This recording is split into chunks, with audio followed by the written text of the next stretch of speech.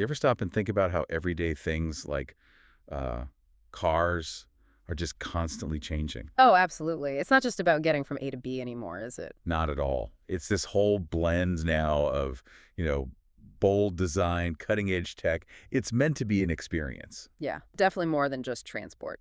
And that's exactly what we're getting into today. Welcome to the deep dive. We are taking a close look at the brand new 2026 Kia Sportage. A vehicle that seems set on proving that evolution isn't just skin deep. It's about, well, every little detail. Right. So our mission, as always, is to sift through all the source material we've gathered, specs, reviews from all over, expert opinions, and pull out the really important stuff for you. Giving you that shortcut to being properly informed, highlighting the surprising bits, the key details. Exactly. So you understand what makes this family SUV tick and why it might stand out. Hopefully we'll keep you hooked along the way. Sounds good. Where do we start? Okay, let's kick things off with a visual impact because honestly, the first thing that hits you with the 2026 Sportage is, well, how it looks on the road. It makes a statement. It really does. The reviews keep mentioning its bold and modern design, that aggressive front fascia, the whole front end. The grille, the lights. Yeah, and these dynamic LED lights, they give it a real commanding presence. And that new grille design, it's sort of elegant, but also aggressive. It's an interesting mix, and what's fascinating here, I think, is how Kia is using these elements. It's not just for show. Right, there's a strategy. Definitely. This bold look helps it stand out, sure, but it also signals a move, maybe slightly upmarket. It gives it a distinctive look in a very crowded segment. It's competing on style now, maybe more than ever before. But that makes sense. And it's not just the outside, is it? The sources say the real story continues inside. The cabin's taken a big leap forward. Oh, yeah. More luxurious. Apparently so. Yeah. We're talking a huge panoramic display, a digital instrument cluster, which looks very sleek. Like one continuous screen, almost. Kind of, yeah. Plus this overall soft interior design and even luxurious leather touches on the higher models. Nice. Comfort's key, too, right? Absolutely. They emphasize excellent space for both driver and passengers. Sounds like it's genuinely ideal for long trips. Plus, you get adjustable ambient lighting. And connecting that to the bigger picture, the attention to detail seems quite high. You know, the materials, the option for heated and ventilated seats up front. Oh, ventilated seats are a game changer in summer. They really are. And things like generous legroom and headroom in the back, too. It all adds up to make it feel, perhaps, like a class above. That's the impression I get. And practically speaking, those 60.40 split folding rear seats, that's super useful for cargo. Means you can juggle passengers and luggage or bulky items. We're talking up to, what, 1,829 liters of space? Yeah, a really decent amount. Okay, so design is one thing, but tech is where cars have just exploded recently. And the Sportage seems packed. This is where it gets really interesting, I think. Okay, lay it on me. So the centerpiece is this large 12.3-inch central screen. Sources say it's got high clarity and quick response. Which is crucial. Laggy screens are the worst. Tell me about it. And get this. Full Apple CarPlay and Android Auto support wirelessly. Oh, finally. Wireless is so much better. Isn't it? No more cable clutter. Plus, wireless charging, too. And if you like your music, higher trims get a premium Harman Kardon sound system with 8 speakers. Sounds pretty comprehensive. Voice control, too. Yep, just say, "Hi, Kia." Smart voice controls included. Okay, so this raises a question for me. All this tech, especially that big screen, how does it actually enhance the driving? Does it, become a distraction? That's a really fair point. What's the take from the sources on that? Well, the focus seems to be on seamless integration. The smart navigation is designed to be intuitive. The digital cluster keeps essential info right in front of you. So less looking away. Hopefully. And features like remote control via your phone, preheating the car or checking its status that adds convenience before you even drive.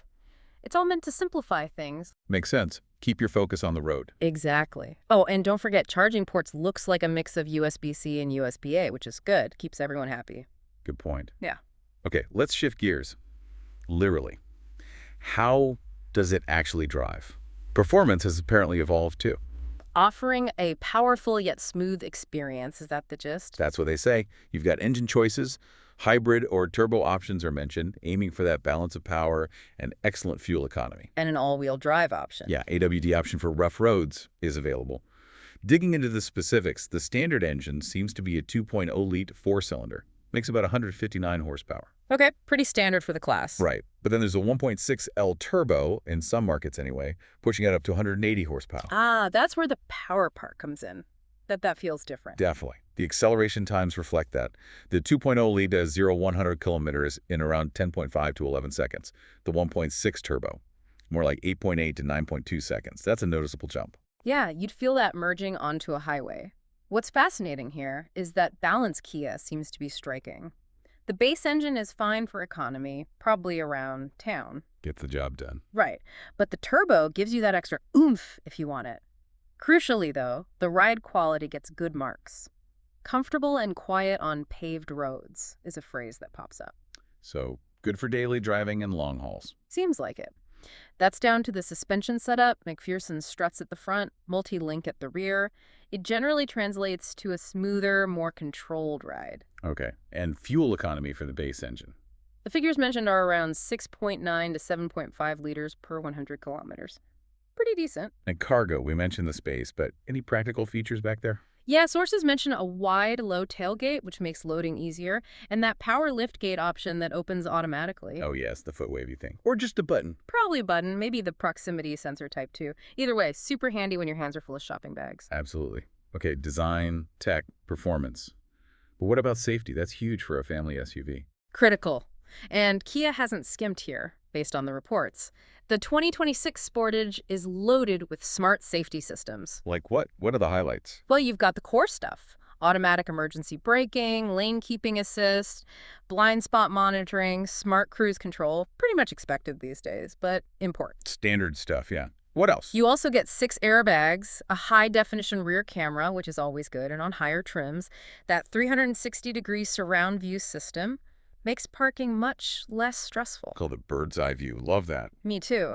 Plus, some specialized features like smart parking assist, where the car helps steer you in, and even a head-up display available. Projecting speed and nav onto the windscreen. Nice. Exactly.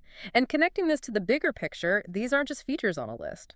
The Sportage has earned strong safety ratings, a top safety pick from the IIHS in the US, and a 5-star Euro NCAP rating. Well, it performs well in crash tests. Excellently, according to the sources. And things like intersection collision avoidance assist show the sophistication.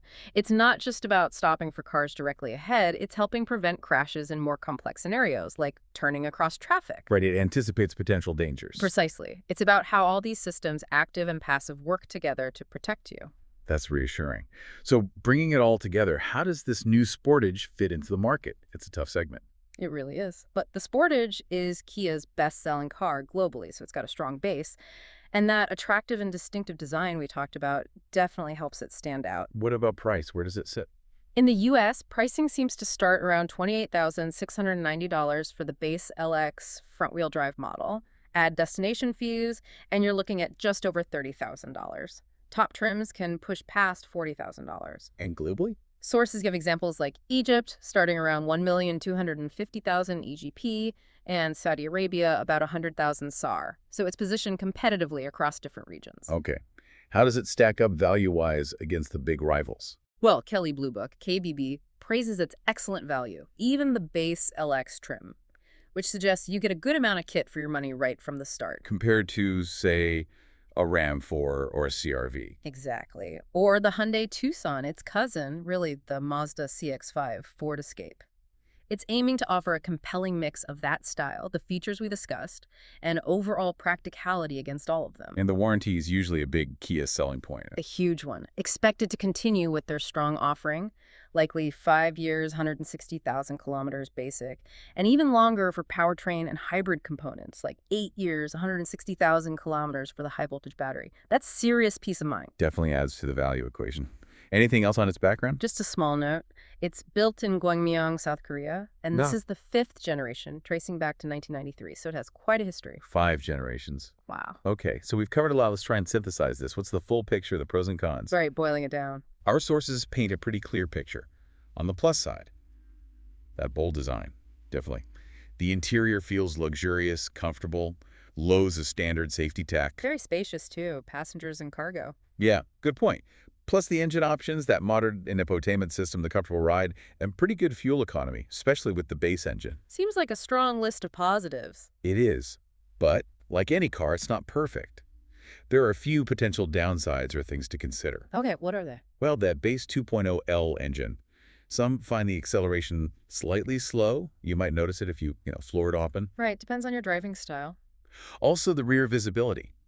That stylish design might mean the back window's a bit small, so you rely more on the camera and sensors. Makes sense. Common trade-off with modern designs. And while the interior is generally praised, some lower quality materials might be noticeable in the very base trims.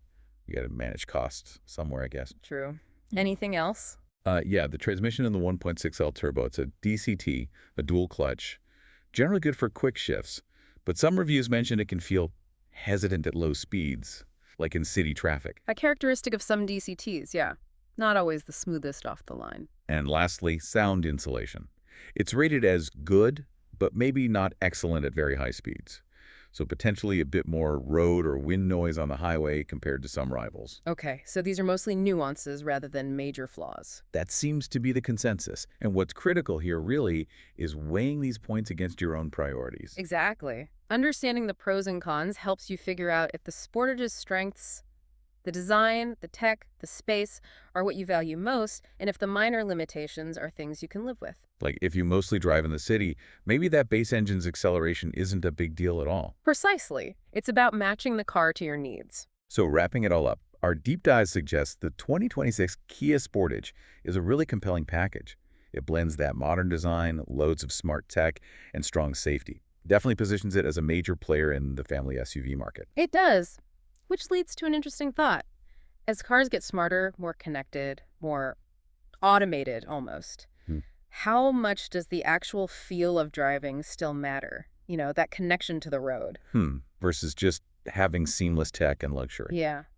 And how do you personally weigh something like bold styling against pure practical usability when you choose a car? It's a balance, isn't it? It really is. Something for you to think about. What stood out most to you from our discussion today? Was it that head-turning design? Or maybe the safety features giving you peace of mind, the tech inside? Or just the overall balance of everything it offers? We hope this deep dive has left you feeling truly informed about the 2026 Kia Sportage.